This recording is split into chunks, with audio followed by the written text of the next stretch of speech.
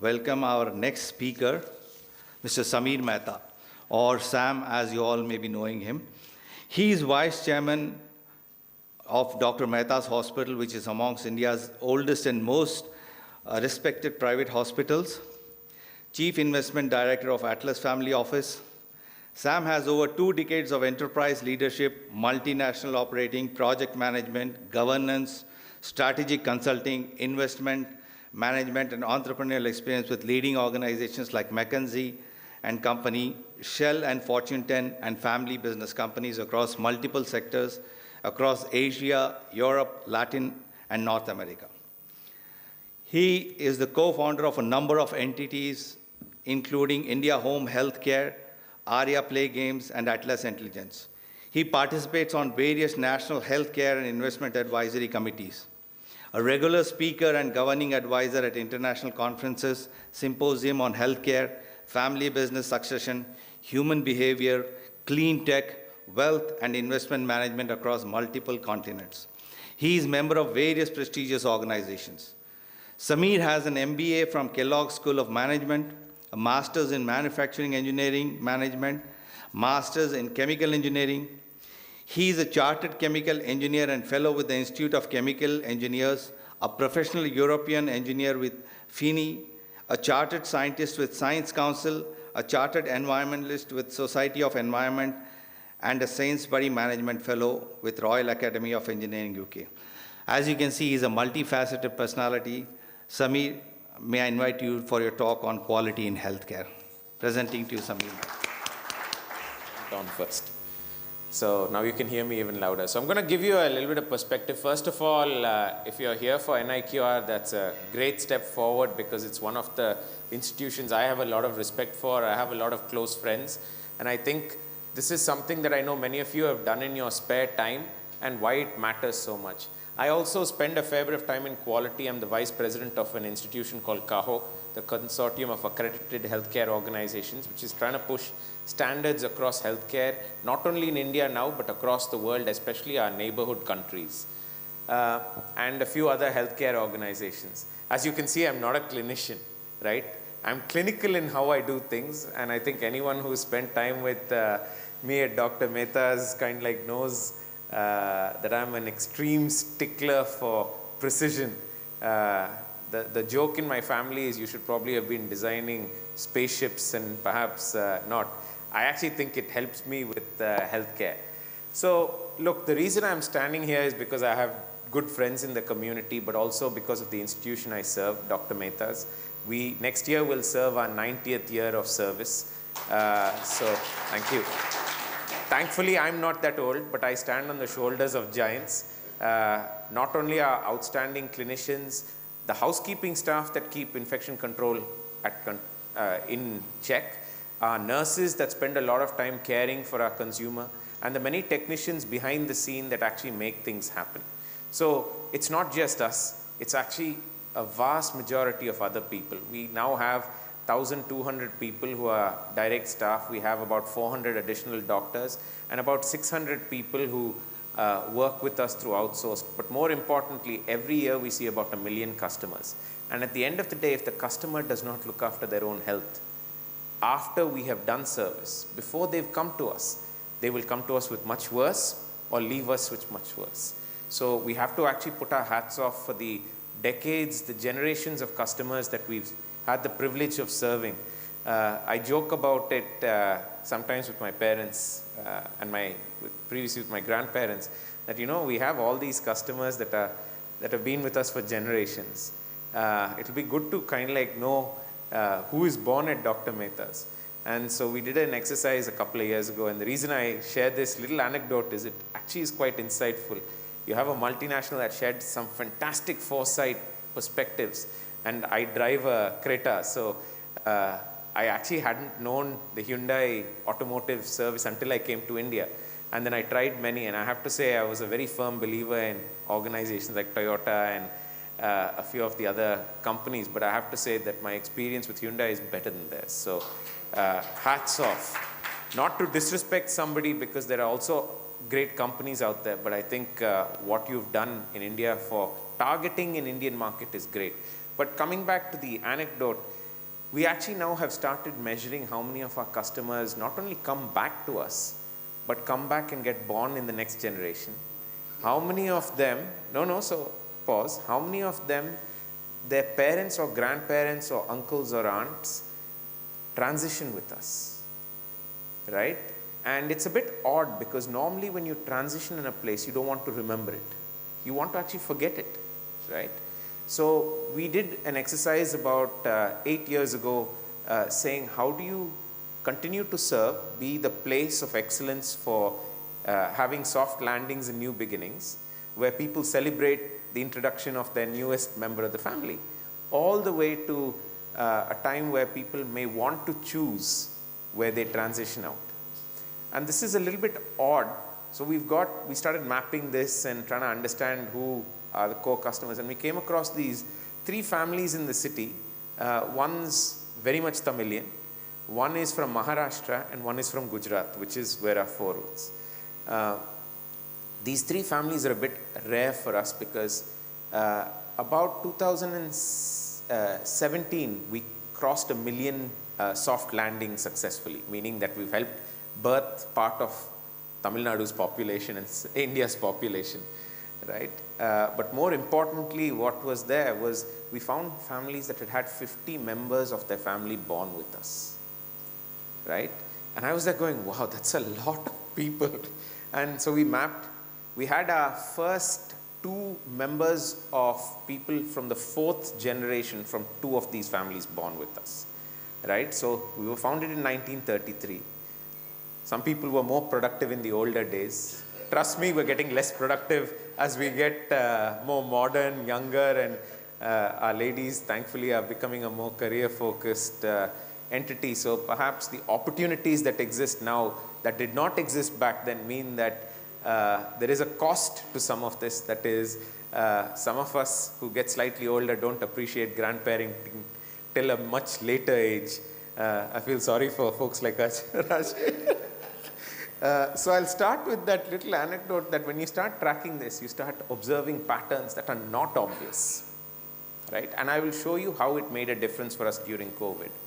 So the nature of my talk, I'm going to give you something that you can walk away today that will make your life a little bit different and hopefully for you and the members of your family, a lot more healthier.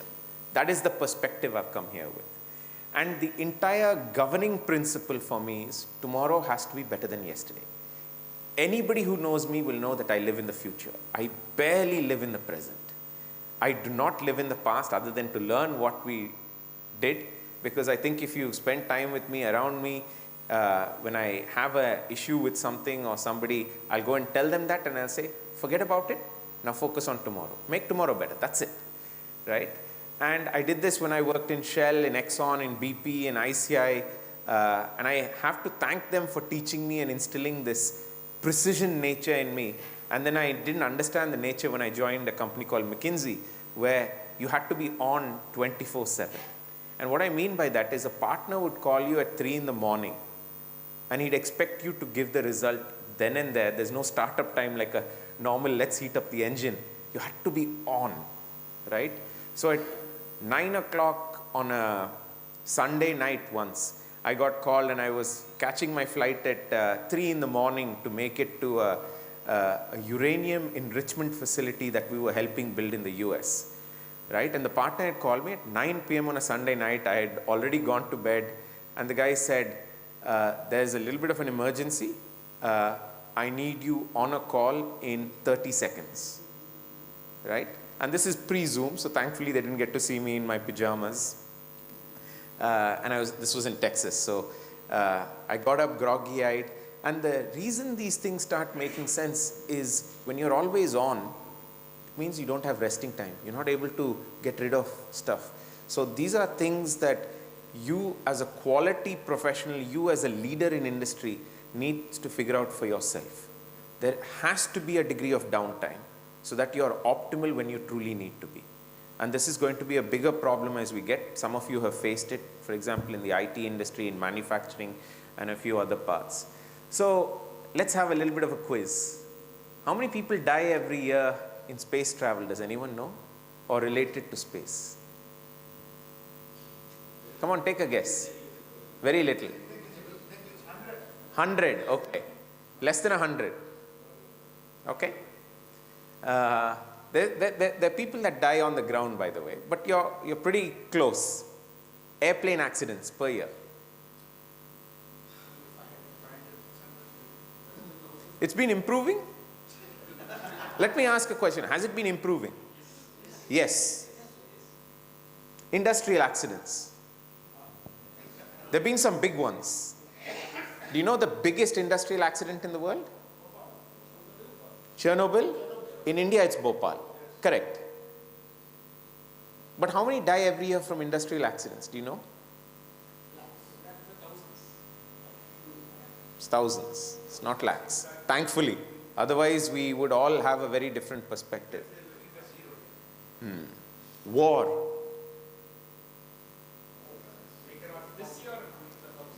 This year, thousands.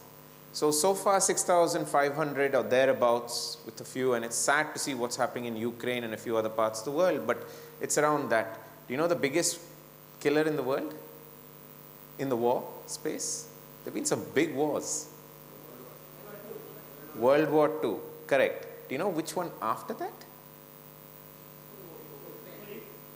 It's actually the Taipei China war, right? And we'll share that. When I was looking up the statistics for this, I was a bit shocked because I actually didn't think it was that many in the past. And by the way, we've been getting better. That's the other thing.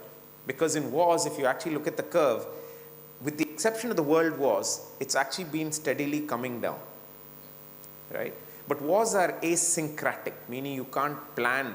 It's somebody who goes off the deep end and decides to take a big group of people to have a challenge. So it's a few people who control many to a large extent. That's what we're seeing to an extent in other parts of the world like Russia. And by the way, I was an election observer when Putin came to power. So I can actually say I probably did a pretty bad job. I should have made sure I said no. But I don't think we had much power those days. COVID-19.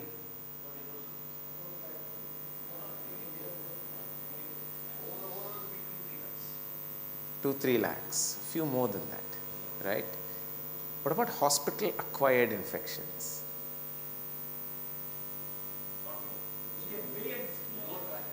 No track. It's not billions, thankfully. Otherwise, we'd be curing population growth, right? Here's the data. 188 related to space travel this year already, right?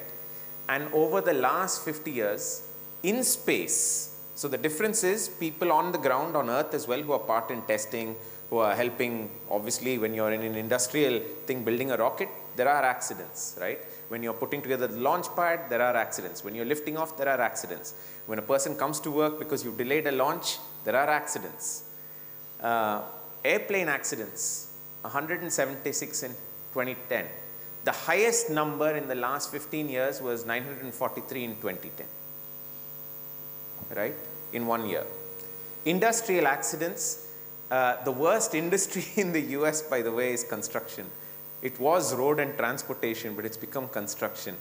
And the numbers are not that high, but the reason I said is in last year in India, it was about 162. But if you look at the last 5 years, it's over 6,300. So it's highly idiosyncratic, but there's a pattern of it coming down. And the reason I bring this up, it's patterns. War, over 85 million was World War II. World War I's a bit less predictable because there was Russia had a follow-on war, and there was also a plague that happened just before. So the numbers are less precise. And that chart on the right is a chart I found, and I should give Wikipedia great credit for this. They actually mapped the wars by number of people dying. And the reason I look at death is it's a proxy for quality. It is an outcome proxy. It's not the process proxy, clearly. COVID-19, out of 645 million cases, we had over 6.6 million deaths, right? Which is a lot. A lot of people don't get to wake up that woke up 3 years ago. Hospital-acquired infection, there are over 10 million predicted deaths per year. Per year. There were 99,000 deaths in the US last year. Over 99,000. In the US, we all assume the US is one of the top healthcare systems. It's got a population of 345 million people, close to 300 million, sorry.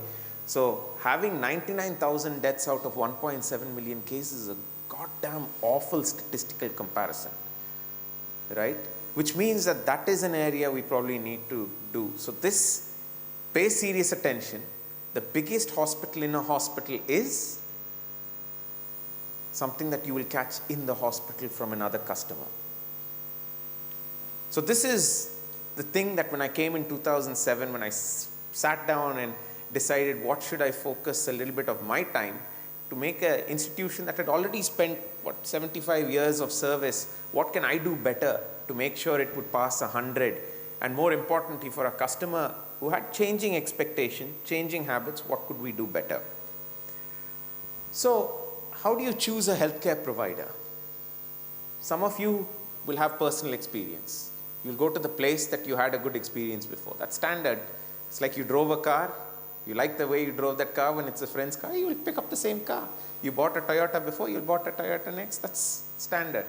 Family and friends, you'll ask your parents, your in-laws, your spouses, your perhaps your children if you're a bit more senior. That's how most people make decisions, the top two. Sometimes we go and ask our family clinician, right? So that's like me going, and let's be honest, that's like me going to a person who used to drive a Ford and asking them, or some other car, and saying, what car should I drive tomorrow? That's actually what I'm doing. That's the family physician, right? Because we're assuming that person is up to date on everything out there in the world. And that's not factually true in any clinician. They don't have time even to spend time with you guys. They don't have time to spend with their family that much. So how are they going to solve this? We then go to the familiar doctor. Maybe there's a neighbor, somebody who lives, or Rotary or Lions, or somebody from school who, so I studied with Sanjay Cherian and Sai Satish. Sanjay is the KMC's son, and Sai Satish is the interventional cardiologist at Apollo. So I asked them, what should I do? They'll all say, come to Apollo, come to Cherian's, because that's standard. And what we learned during COVID is that's the wrong answer. The right answer for you, if somebody calls me, is because that person is trusting me with their life, I better solve that personally, especially when it's not in my hospital. If I can't guarantee the service, help them get to a better place.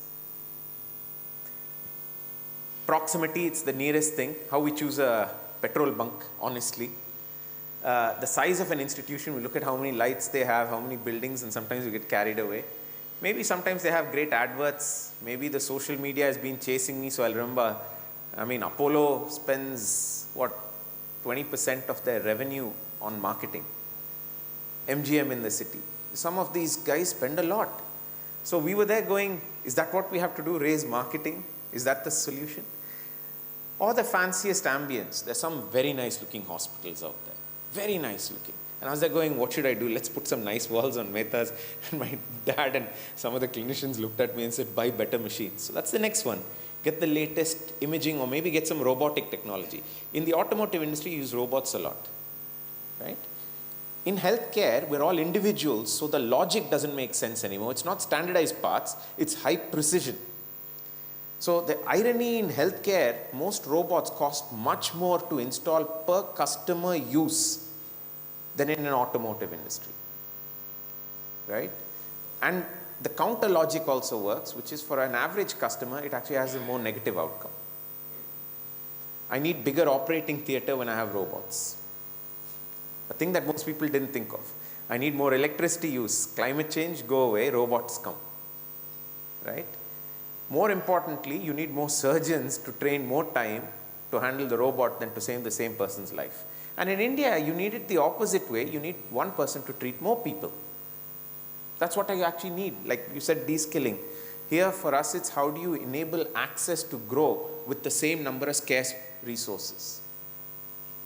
Or do you look for awards? And I'll tell you, these aren't the right way of looking at healthcare. We looked at this. This is the map that we came up when we did the study. This isn't the right way. How should you choose your hospital? you should look at quality and safety certification. We do that in manufacturing. How do you choose your manufacturing partner, your OEMs, right? This is how you do it.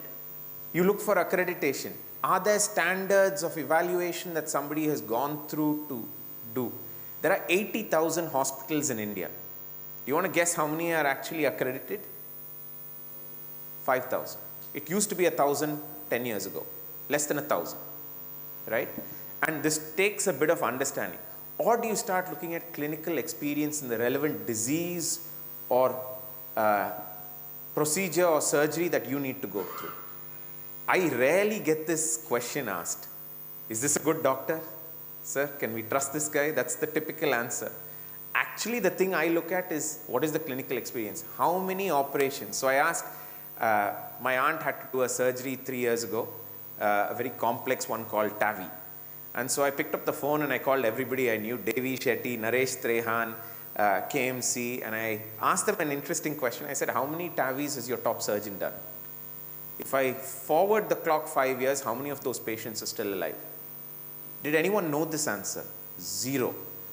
Devi came back to me after 3 days and he said, Sam, we've done about 300 of this with the top surgeon, but you're right, I didn't have the data. Naresh didn't call me back. KMC didn't give me a good number, so I called Sanjay and then said, Sanjay, I don't think we'll be coming. Sai Satish gave me a made-up number, right? And I'm not disrespecting them because they gave me what they had or didn't have. But the reality is I didn't have this. We looked at customer satisfaction, right? How many people are satisfied with that specific clinician or that specific institute, and what do they say about it? And then we looked at clinical outcomes. That's the measure at the end of the day. You're going to a place to be safe. You're going to a place to come back and smile so that tomorrow is better than yesterday. And you also, by the way, the secret to this, if you had an emergency, you go to the nearest place you can. Get stabilized and then go to the most precise place, but get stabilized. That takes short time. So I'm going to jump. These are the things you should look at. NABH, JCI, NABL, ISQA, QAI. We've got 4 of these. There are some institutions that don't have any of these. In fact, 75,000 don't have any of these. Even the ISO ones. And ISO, most of you know, is a documentation thing more than a check on process. Now I'm going to take a different shift. So now you've got in your head, perhaps the next time you choose a hospital, think differently. 1. Number 2, quality. This is a little checklist because I thought there would be a lot more quality professionals here. So I said, the difference is if you're an engineer, you typically have critical reasoning. Add quality, you're probably great in ops and engineering. Not to say that the people in ops and engineering are not good, but you've got a leg up. Number 2, if you add performance and team management, you're a great team leader. If you add strategic thinking and stakeholder management, you're CXO material. And if you add other things, you're a board member. This is a simple engineering formula. This is not rocket science. You can do this for everything you sit. But quality as a choice means that if you keep improving versus yesterday, you have an edge over nearly everybody around you in this room. So guys, take it seriously. If you're a quality professional or you're a person who runs your own company and why do you hire the right person in quality? Here's the logic. And many of you are leaders of quality, so you kind of like get it. And that's really it. So what are we doing differently today than we did yesterday? And I'll end with this. So during COVID, I'll use the realist, simple example. We had to roll up. There were things we did very differently than before. We used to, when we picked up the phone, we knew we didn't have a bed a lot of the time. And we said, sir, we don't have a bed is not a useful answer. So we said, let's make sure we find out where the beds are available in the city and take a person there and make a list of the hospital with the best clinical outcomes. Sometimes it was very hard to get. Some of our peer institutions did not want to share that because they thought either we wanted to steal a patient, that's what they thought, right? And during COVID, I didn't have a bed to steal the patient, so I don't know what they were thinking. Or they thought that I was trying to use it for marketing. I wasn't trying, I was solving my customer. I wanted that person to come back for the next generation. I'm not solving this quarter. I'm not solving today's revenue. I'm solving how do I solve the next 100 years for my customer. and their family. And solving that is very different. So we did some things very different. We put remote monitoring across all our ICU beds. It didn't pay for anything, but guess what? All of a sudden, my doctors, my customers, my clinicians, and my competitor doctors who gave me customers because they didn't have a bed, started getting a daily report saying the patient's vitals varied between this and this, their blood sugar, their SpO2 varied, with this medication they're stable, this person's not. And because we did simple things, that live remote monitoring, things worked. We had this personal alarm system on every customer, but more importantly, every member of our staff had a different alarm for the same patient. My nurse had a lower threshold alarm typically, so when SpO2 hit 96 in an ICU, they got, and this was a nurse sitting at home, by the way, not a nurse sitting in my ICU, got an alert, right? So all of a sudden, nurses took ownership of that customer. My duty doctor took a higher ownership. My head of ICU, 95. What this changed is, there's a graveyard shift in a hospital. Does anyone know what that means? Sunday night, there's a graveyard. You don't have the best doctors. You have a shift coverage. We solved that overnight. You didn't care because the head of the ICU would get the alarm. The head of nursing would get an alarm. For each customer, it was different. This has continued today, right? And the reason I bring this up is it's simple solutions that will save most lives. So guys, the only thing I really want you to take out of this is, next time you choose a hospital, choose it better than you chose it yesterday, right? It'll save more lives, one. Number two, take quality wherever you are extremely seriously. It isn't 1 year of applying for an award and winning it like this medal here. The process of bringing that to your team is what is going to pay out. If you take that seriously, you'll get better, which is why I have a lot of time for NIQR, which is why I have a lot of time for institutions that teach us better, so that tomorrow is better than yesterday. Thank you. Thank you so much, Sami. That was an excellent presentation. There's a lot of revelation and a lot of inputs that we got from you today. May I request the gentlemen to please move to the dais. We will have a short question and answer session for the speakers that we have had in the morning. Thank you. My question is to Mr. Samir. Thanks to your presentation, sir. My question is, when the accountability issue crops up, people, when some mistake or some mishaps happen, when the patient's family is unhappy with the hospital, how those sensitive issues are handled? How the flight crashes, we have the black box recorder. Like that in your system, how you handle this type of issue? Recently, we saw an athlete. There's a lot of issues, unexpected, people not so informative about. They are giving their opinions. So, how the hospital management handles those type of issues?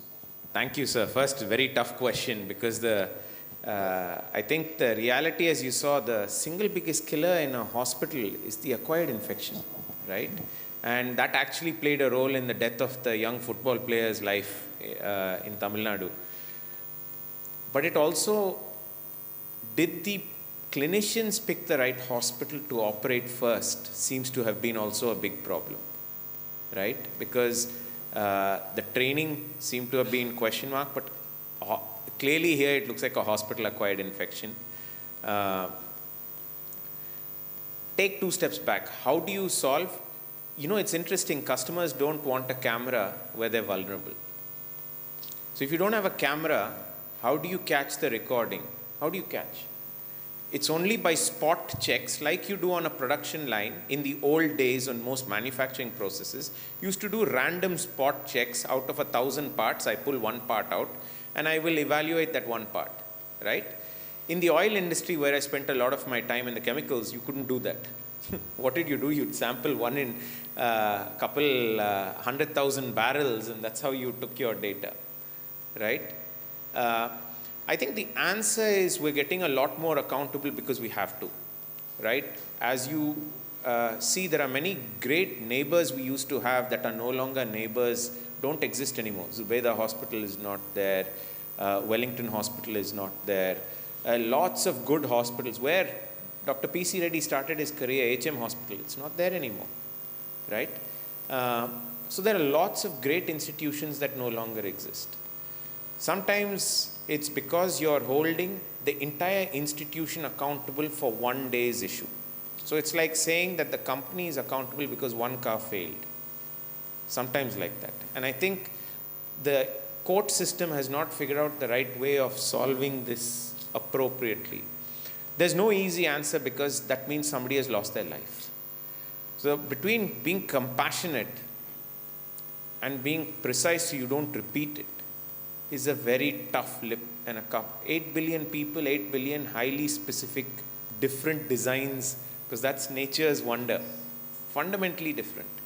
But I think how we're going to improve accountability is going to be 3 simple things. I think accreditation helps. So if you ask me, if you go to a hospital that's not accredited, make sure they start, you ask them, why aren't you accredited? And then say, why don't you get accredited? That's step 1. But I think step 2 is actually simple. Most clinicians actually are relatively accountable. Do you think a person, these 2 doctors that played a role in that loss of that girl's life, do you think they woke up that morning with the intent of harming someone? They didn't, right? They woke up that morning with the intent of saving someone. Bad circumstance, perhaps bad training, bad choice of institution, things they could not see, cost that person a life. So I think if people get more aware, they will be better. Today, people are more aware. The good news is social media, like somebody said, 22, without social media, 2,200 now with social media, or million or whatever. I think we'll get, but by then it's like a judge and jury is already passed verdict. That's not helpful for quality. So I think also having steady hands to take a step back and say, the real issue for some of these is, let's understand, if a patient dies on an operating table, it could be something as fundamental as that patient could not be saved. That patient came late. I can't blame my clinician for trying their best to save that person's life, but they came late to the hospital where it is not in the control. But I can't go and tell that to the family after the person's died. I can't, because for that family, they've lost a member of their family, right? So we had the best clinical outcomes during COVID in the whole country, right? I've been quoted twice, and then I got asked by my dad a very simple question. 140 people lost a member of the family in our hospital. And that's true. We might have been less than 1.5% mortality, and the India average, by the way, is 91. Right? The top hospital was CMC Vellore after us, and then Medanta. It was not the big names. What did we do? We did things differently, but I'll tell you the honest reality. For those people in that family, it didn't matter you were better. It didn't matter, right? So then you have to be very compassionate and fair. So I think we're going to have to work harder. I think some systems help. I think learning from other industries is probably the single biggest thing that will play a role. And if any of you are thinking of designing nice things for the healthcare industry, the opportunity is huge. So many people are dying every year of hospital-acquired infections. Play a role in helping us make that better. Thanks. I hope it answers part of your question. Sorry I can't answer it in full entirety.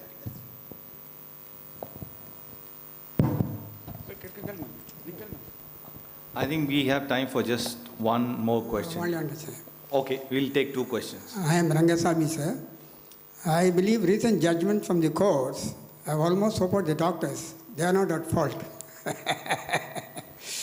And I read these papers very frequently. Judgments have been very clear. They don't hold doctors responsible for all these things happening there. People are also responsible. That's what the judgments have said so far. And what does the government do with the Medical Council of India in this matter, sir? Can you kindly gather this? So actually, I think most of you know MCI was disbanded. It first was given an opportunity to clean itself up. They found it very hard. And I know this personally because my aunt was brought in by a prime minister to actually clean it up, right? So I got front door seats to understand how painful it was. They constituted a new body that now oversees it. It's struggling. The court passed a judgment saying that the doctor is not accountable, similar because they used to say a lawyer is not accountable if you lose a case. But you go and ask these, there have been 3 incidents in the last 5 years where a doctor has lost their life because a patient or their family has been upset with how they treated, and sometimes an innocent doctor gets, the person who's there, if it's a mad crowd, is going to pick on that person. It's not, I'm not blaming the crowd. I'm not blaming, clearly the doctor in this case, that lady who passed away in Gujarat wasn't to blame, or that male doctor. The reality is, I think apportioning blame is not useful. I think what is more relevant is how do you get tomorrow better than yesterday? As I said, nobody wakes up in the morning with the intent of harm, at least in this profession. Because who the hell studies for 10 to 15 years of their life? An engineer is 3 years, 4 years. But who studies for 10 to 15 years to harm anyone? They're doing it the opposite way. They are being bled in, bled out to save. In fact, many doctors sacrifice their personal lives for customers. You hear this all the time. So I actually think it's not the doctor, the nurse, the technician, the hospital, or any of them that you should figure out who is accountable. Make sure tomorrow is better than yesterday. That's it. Right? But we should demand our hospitals put their clinical outcomes and success rates on the map so that you can start measure. Because if you don't measure, you don't improve. I did not have the data for my hospital 15 years ago. I had to dig, and I'm McKinsey. Naresh Trehan at that level and Devi Shetty, and they are superstars. I have deep respect for both. I sit on boards with both of them. Right? I like Devi, he's a personal friend. Naresh, his son-in-law and me went to college together. I have a lot of time for these people. They didn't have the data. They're not worse clinicians. They just now, because somebody reminded them, they'll get the data. I think if you hold people accountable, they step up.